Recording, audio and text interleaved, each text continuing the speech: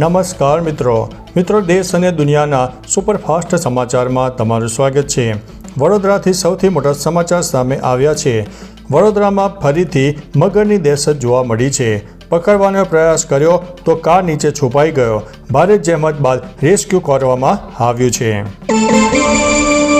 અમદાવાદના પ્રહલાદનગરમાંથી સ્પાની આડમાં ચાલતા દેહ વ્યાપારનો પર્દાફાશ કરવામાં આવ્યો છે। 2 વ્યક્તિઓ સામે ફરિયાદ દાખલ કરવામાં આવી છે। માથે હાથ મૂકીને સોગંદ ખાઓ કે કોઈને નહીં કહો।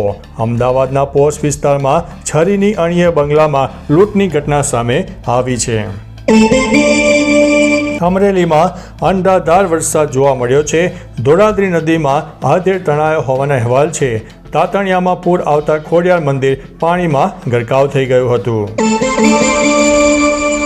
અમદાવાદ, રાજકોટ અને ભાવનગરમાં માવઠાનો કહેર। ધંધુકા અને લોધિકામાં આશરે 2 ઇંચની આસપાસ વરસાદ નોંધાઈ ગયો છે। ગુજરાત રાજ્યના વ્યાજબી ભાવની દુકાનોના સંચાલકો 1 નવેમ્બરથી રાજ્યવ્યાપી હડતાલ ઉપર ઉતરી ગયા છે। વડોદરા શહેર અને જિલ્લાના 450થી વધુ FPS સંચાલકો પણ આ બંધના સમર્થનમાં જોડાઈ ગયા છે। જામનગર જિલ્લામાં છેલ્લા 2 વર્ષ દરમિયાન સાયબર ક્રાઇમ પોલીસ મથકમાં ડિજિટલ એરેસ્ટ અંગેના 4 કિસ્સા નોંધવામાં આવ્યા છે।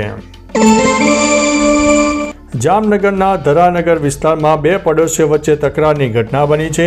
બુજુર્ગ ઉપર 4 પડોશીઓ તૂટી પડ્યા। પોલીસ ફરિયાદ નોંધવામાં આવી છે।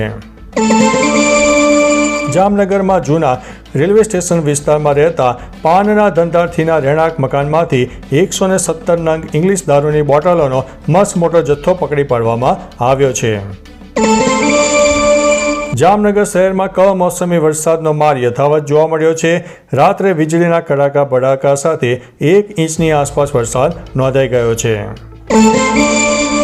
મોટું સંકટ, અરબ સાગરનું ડિપ્રેશન હજુ પણ ગુજરાતમાં વરસાદ આપે તેવી શક્યતા છે। 4 દિવસ હજુ પણ ગુજરાતમાં છૂટાછવાયા વરસાદની શક્યતા રહે છે।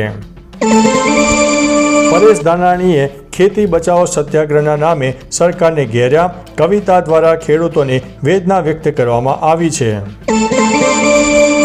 આંધ્રપ્રદેશના વેંકટેશ્વર મંદિરમાં નાસભાગની મોટી ઘટના બની છે। 10 ભક્તોના મોત થયા છે। અનેક લોકો ઈજાગ્રસ્ત થયા હોવાના અહેવાલ છે। બિહાર ચૂંટણીને લઈને મોટા સમાચાર સામે આવ્યા છે। મોકામામાં હાઈ પ્રોફાઇલ હત્યાકાંડ બાદ આખરે ચૂંટણી પંચ એક્શન મોડમાં જોવા મળ્યું છે। હથિયાર જમા કરાવવાના આદેશ પણ આપી દેવામાં આવ્યા છે। તો ચાલો મિત્રો, ફરીથી દેશ અને દુનિયાના સુપરફાસ્ટ સમાચાર લઈને મળતા રહીશું। ત્યાં સુધી અમને રજા આપશો। નમસ્તે।